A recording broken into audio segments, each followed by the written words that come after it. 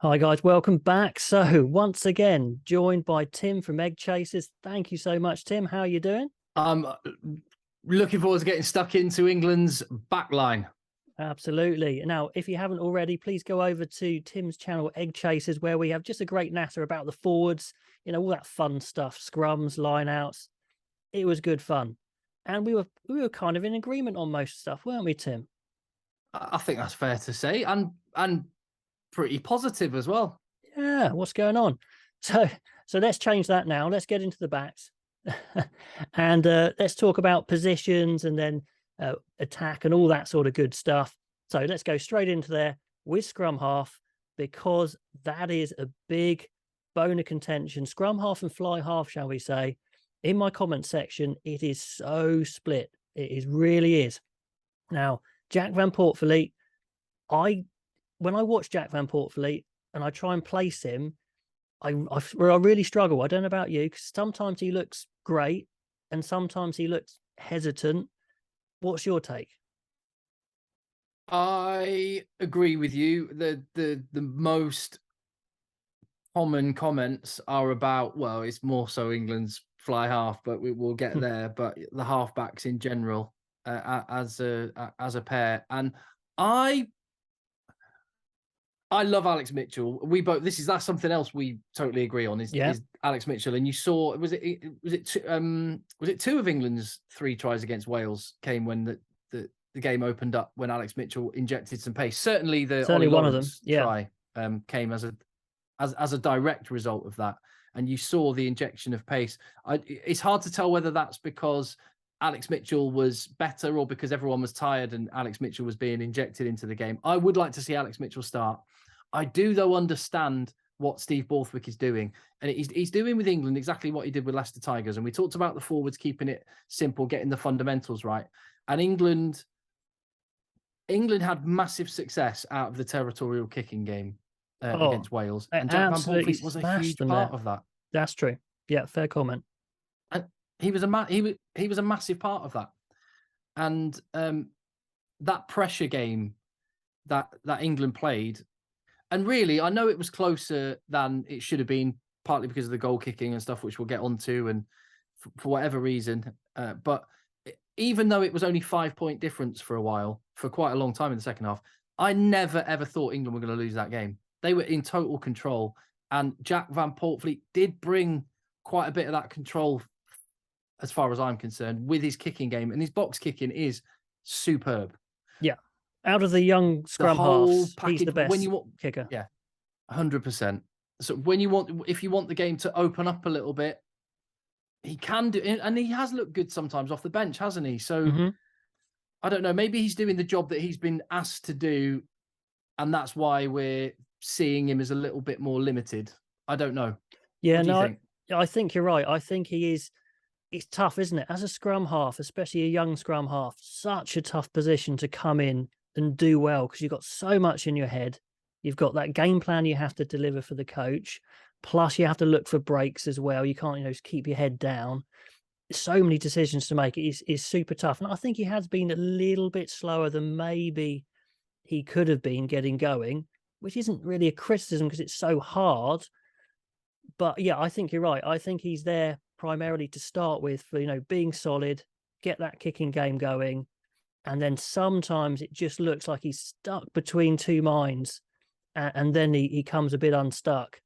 And of course, it's easier for the scrum half coming off the bench and upping the pace, because we've both seen him for the England under-20s and Leicester, and he's phenomenal. He's carefree, he's confident, and that's the JVP I'm kind of waiting to fully see.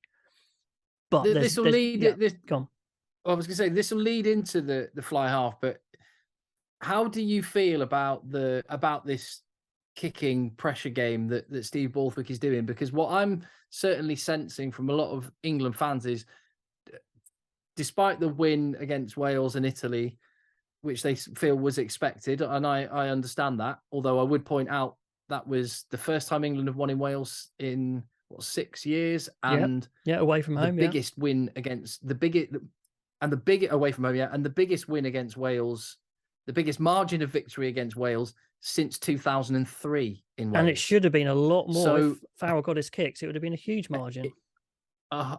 It should have been a lot more. But how do you feel about that setting up to kick a lot? Because I sense quite a bit of negativity towards that element of England's attack.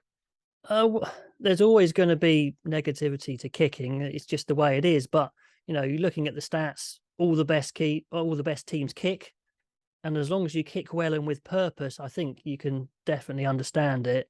I think, say, with Wales, they were kicking, but they were kicking dreadfully. They weren't putting any pressure on Stewart, especially, and England conversely were. So as long as they're kicking to contest when they want to, finding space when they want to, absolutely fine. But then, of course, if it's a kicking game, Farrell's kicking has been out of hand as well. We saw him just literally punt one straight into touch, didn't we? Crossfield kick. We did. I think we saw a lot of good kicking and good kicking in open play from Owen Farrell. Let's talk about him then, because he is the most contentious player that we can discuss. So where do you stand on Faz? Okay, I tell you what, very quickly then, are you sticking with JVP starting, Mitchell coming off the bench for now?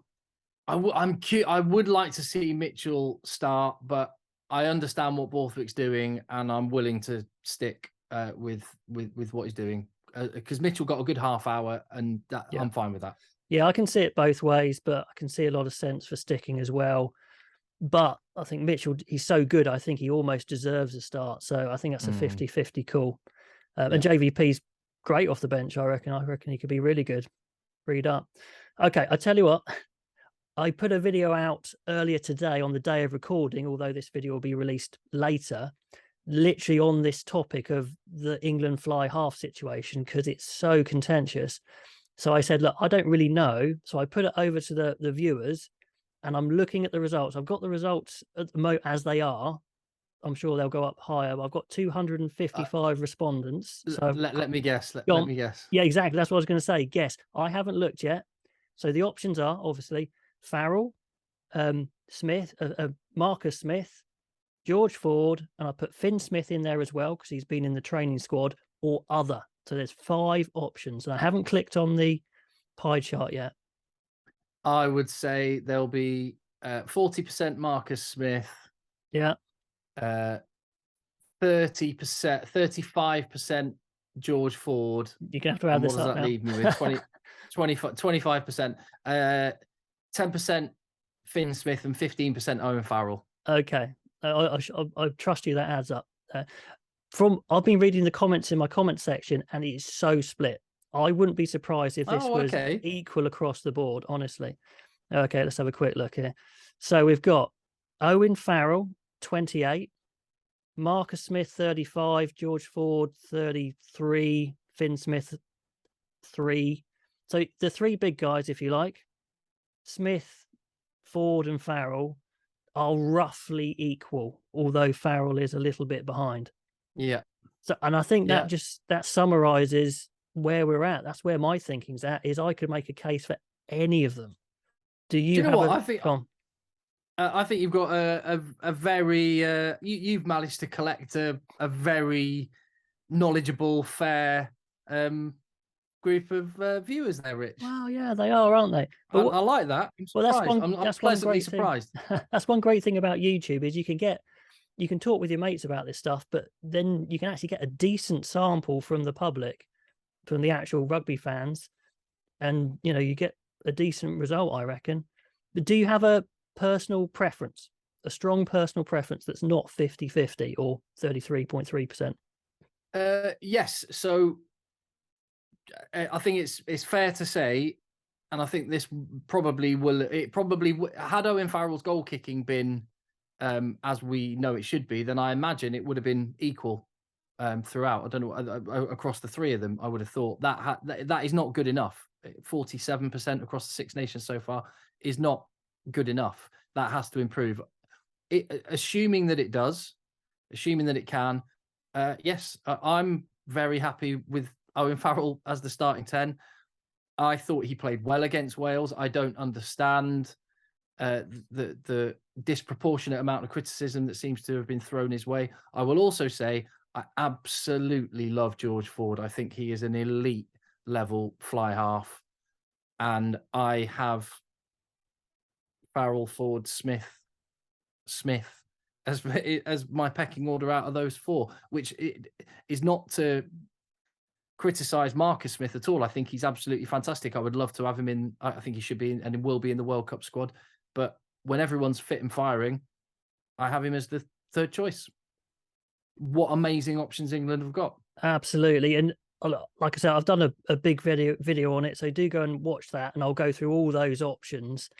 So I'll go on a slightly different tangent now. I've got a feeling that Borthwick's made his mind up, and he made it up almost straight away by making Owen Farrell captain. Because to change your captain, this hasn't got hardly any games left of the World Cup, is massive. Plus all that time invested in camp, and he'll be pushing that's what we don't see. I think a few comments I had saying, look, on the pitch, I'm not convinced by him captaining on the pitch, but what we don't see is behind the scenes how amazingly good he is with the squad. And I'm just going on what literally everybody says, coaches, players, journalists, whatever. So yeah, he's an incredibly I've interviewed him. I've done some work stuff with him. He's an incredibly private guy, doesn't like revealing anything about himself. You'll never hear him talking about his wife and kids. He'll bat back any awkward questions, straight bat everything. He doesn't like the doing the whole media thing, but exactly what you said is what you get all the time. Opposition players, teammates, coaches, referees, opponents, they all have unbelievable levels of respect for this guy. And you just have to look at every single team he's been in. Warren Gatland with the Lions, Stuart Lancaster, Steve Borthwick, Eddie Jones. Everybody wants this guy in the side, and every player that plays with him loves him. Yeah. I mean, that being said, on the pitch, he does have limitations. He absolutely does.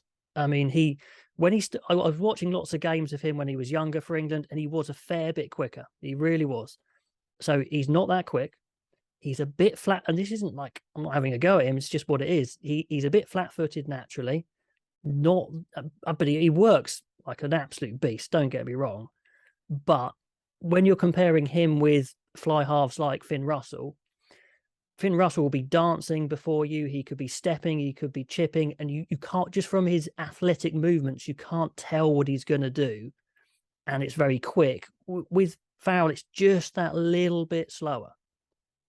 I totally agree, and it might be, it's not as sexy a thing to talk about with fly halves, but if you were talking about limitations of players, then George Ford, Marcus Smith, Finn Russell, pretty much most international fly halves, one limitation they've got is that if you have a 20-stone mutant running at you, they're going to get flattened. Owen Farrell is not, and defense is half of the game of rugby, and particularly the way England play, where they're happy to give the ball to the opposition. They might have less than 50% possession, having a 10 that's going to put in 17 tackles, like he did against Wales, is not to be sniffed at. I know it's not the sexy part of fly half, but it is important. Yeah, I mean, I am still on the fence with it, because then again, the other bit is that if you've got Nick Evans in here trying to put in not a Harlequins attack, but it's a blooming complicated, passing, exciting attack that could really do with a fly half like Marcus Smith, Finn Smith, or George Ford a little bit more. I understand that. I do understand that, but you've seen Saracens this season. Mm-hmm. Some of the rugby they've played is outrageous, and when you look at last season, Saracens, I think they got more points than Quins in the league, scored more tries. The rugby they're playing is outrageous, and they've really, this whole thought of Saracens as a kicking team, they're really not. They play in the right part of the field, but when they go, Farrell this season has been an absolute baller for Saracens. Yeah, and that's it. Okay, so if you're going to go Farrell, which again, I think Borthwick is going Farrell. I think you still need to give him a few more weapons because he's not going to be the guy making the breaks. So you've got Ollie Lawrence now, which thank God you've got Ollie Lawrence. We need someone else. We need Dan Kelly there as well, fit. But Slade isn't really a make or break Gary Ringrose type outside centre. Malins is a hell of a player, but he's not really a bust 3 tackles, score lengths of the pitch, try winger.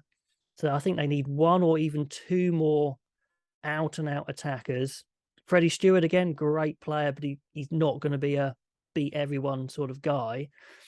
Obviously, you've got Arundel, but I've got a feeling if you're playing Farrell at 10, you might need 1 more as well. What do you reckon? Yeah, you have got Arundel, but don't forget Ollie Hassel-Collins. I know he was quiet in the 2 games he did play for England, but if he can bring anything like his London Irish game to England as they start to open up and get more cohesive, then the potential of Ollie Hassel-Collins still excites me massively. But I think you are right.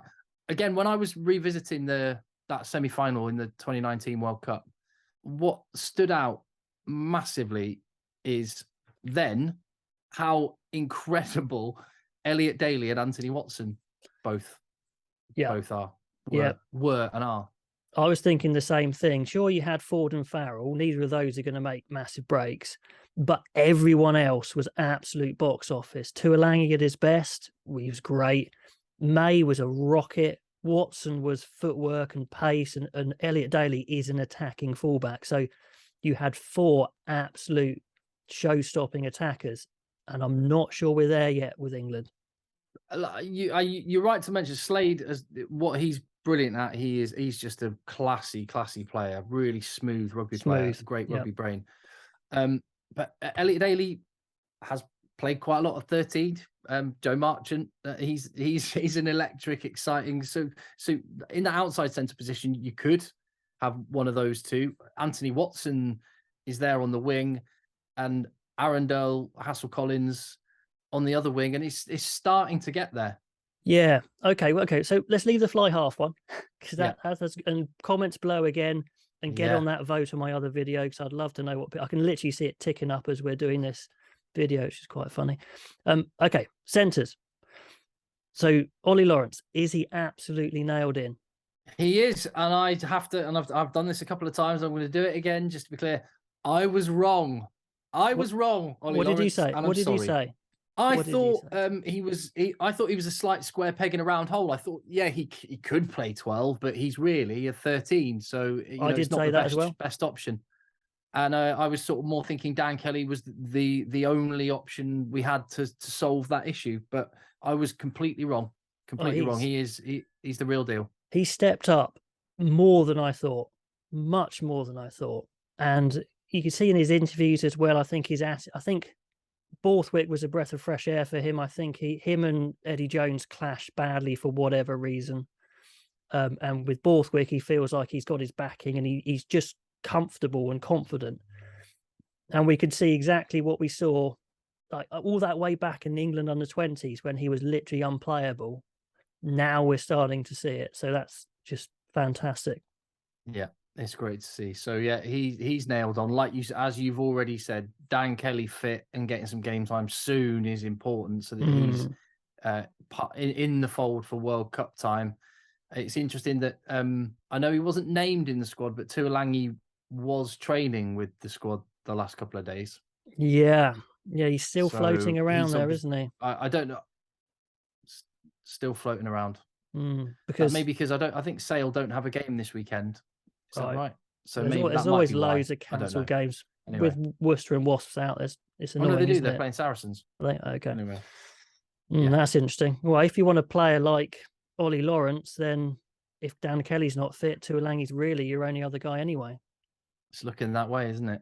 Yeah. Although one thing to note is, and I'm not suggesting he'll make the World Cup squad, but it's just really good news. Ollie Devoto is played his first game last night after 2 years out. So that's just good to see. Okay, something out there. Okay, and then I'm saying Slade's position is under threat a bit, but again, a bit like Farrell, he is an experienced player. He's like an extra coach in training, super smooth. And if you want an extra playmaker in the team, he's your man. They've literally said to Ollie Lawrence, don't worry about the playmaking. Slade's going to do it. He'll do the kicking and everything. Yeah, I was going to say, Anna left foot. As you mentioned, the kicking is an important aspect. I think one thing I've come to the conclusion of, because a lot of people have been talking about George Ford, now he's back in the fold, and could George Ford be the 10? I think the choice Steve Borthwick will make is not Ford, Farrell, Smith. It's actually George Ford or Henry Slade, because I think it will either, if he goes Ford, Farrell, it will be Ollie Lawrence at 13. But I think you're right. I think you're right to say, not that Henry Slade's done anything particularly wrong, but like you say, you need to see. We're going to need a little bit more dynamism. In the outside channel. You need 13s making breaks. They've got to be making breaks and scoring tries. Otherwise, it's a bit of a waste, to be honest. But there's not a lot of pressure on him as well. Apart from Marchant, there's not a lot of options. No, and also when you think of, like, Gary Ringrose, one of the best in the business, and one of the things he does so well is defend that channel, which we saw how differently it was when he wasn't there, and someone who's not used to that position was there defensively. But you don't think of Gary Ringrose as a kind of electric all action. You think about him as quite a smooth rugby player in a Slade kind of way, don't you think? No, personally, I know. I'd say that Ringrose is really dangerous runner. I'd probably say he's a much more dangerous runner, but that's just my personal take. And we saw Slade miss a few tackles on the drift from 13, which he can't really do. When England were in their pomp with Eddie Jones, of course, one of their best players was Tuilangi at 13, who was excellent defensively there. But I don't think he's in that sort of condition now. Okay, I'll go with you that there's a little question mark. Not in Henry Slade as a squad member, or that you wouldn't have any issues with him playing in 13, but just that we're looking around. There's a little asterisk next to his name. Well, there's a little asterisk, but next to Farrell and Slade for me. But I've got a feeling they're both locked in. I actually do. I think this team's closer to the World Cup team than maybe we think. I think Farrell and Slade are there, and probably Lawrence is there. But the thing I don't want to see, Tim, which I probably will see, is when they make that change and bring say it's Marcus Smith or George Ford on, I just don't want to see Farrell go to 12. And because it changes the makeup of that backline completely. Are you more happy with that? I agree with you there. I do agree with you on the whole there. I did a video the other day, which I wasn't saying I wanted Ford and Farrell. I was saying I love George Ford, and I don't think Ford Farrell is necessarily a bad move. I'm not saying it would be my first choice, but I think it gets a lot more bad press than it deserved, that combination, because let's just remember that partnership won a Grand Slam, equaled the world record number of international wins, and got to a World Cup final. Very true. But when that combination was at its best was Ford, Farrell, Tuilangi, the beast. I think that made the difference. Which is why I say it would be Ollie Lawrence. Yes. Or it would be George Ford or Henry Slade would be the choice. If I was to Ollie Lawrence isn't moving now. If Farrell does go to 12, which I think is a very possible thing that Borthwick would do, being the captain and maybe the goal kicker, I would like to see Ollie Lawrence sliding out to 13 and Henry Slade making way, because 3 playmakers, I think, kind of is like you're looking around for someone who's going to make the break, and all 3 of them aren't. I totally agree with you there. So, okay, well, so we've got little asterisk question marks to different degrees. Well, they're question marks as in I'm a little uncomfortable, but I've got a feeling that's how it's going to be. Anyway, okay, let's get into the back 3, because we go on about that all day. These are my worries. They're not worries. I just get slightly concerned. Is Anthony Watson back to his best, or is he going to be absolutely back to his best? If he is, absolutely stoked. Do you think he's going to get there? It certainly, yes. I think his footwork and seems like it's not far off where he was, and he is one of those players. And I've actually come round, and I think I've said this on a previous video with you, Rich, where I've come round to this concept that Eddie Jones put forward, that there is such a thing as a test match animal. I think he might be right, and I think Anthony Watson is one of those. The bigger the stage he's on, quite often the better he plays. Yeah. And yes, in short, I think he is looking like he could well be close to the Anthony Watson that we know. Good. If he is, he makes such a difference. That ticks so many boxes, because he's actually fairly physical now. You know, he's a bit older. He's been working on his physique, and he's pretty stocky now. He's got the pace. He's got the footwork. He's good under the high ball. He's good defensively. He's got a decent kicking game. He is the sort of all-round international winger that then sets you up to do so much else with the back line. Yeah.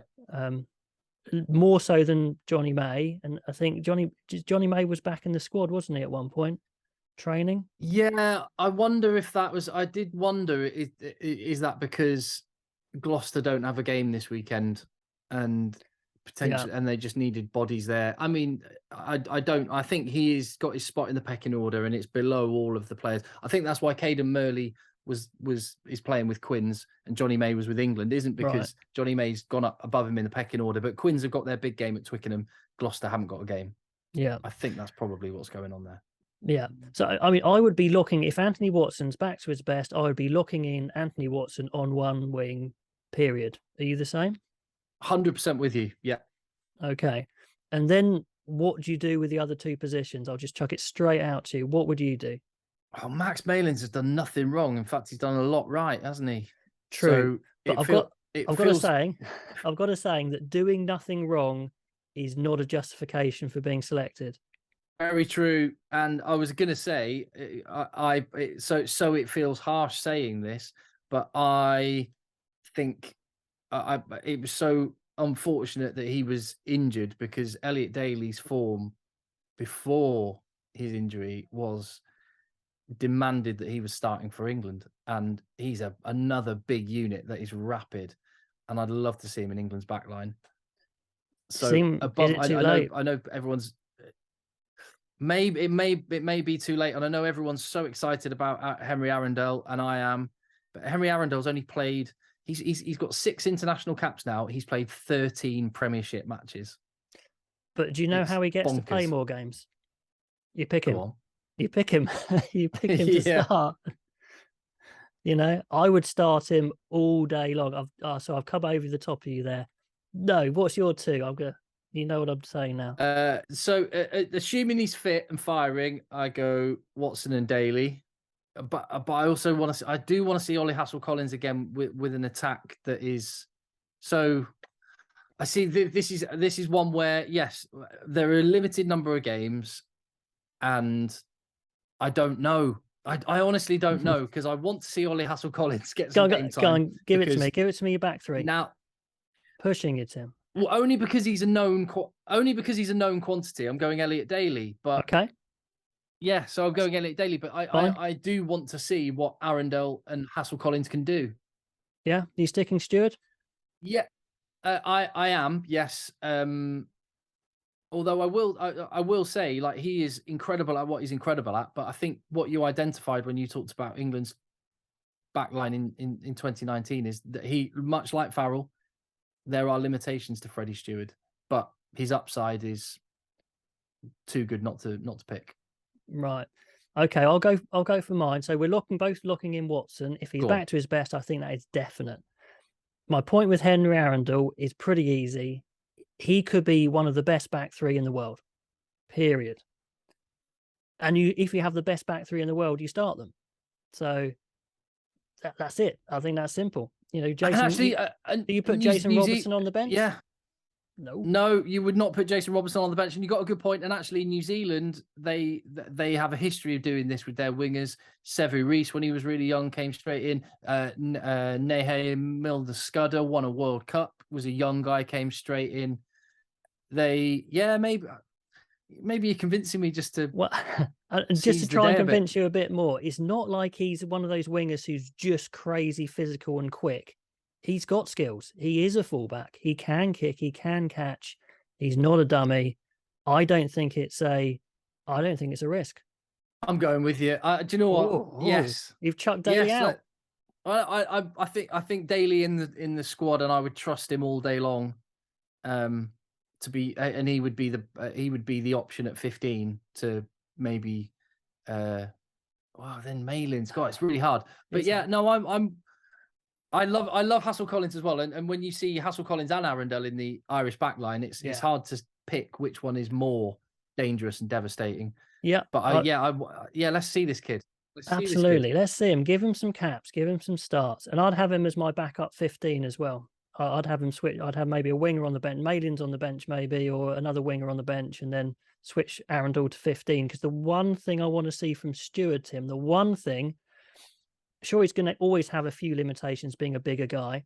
I need him to beat that first man on the counter-attack.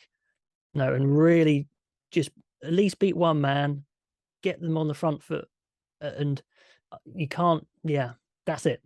That's what I want to see. If he does that, and you put the two speed, you put Watson and Arundel either side of him, perfectly happy.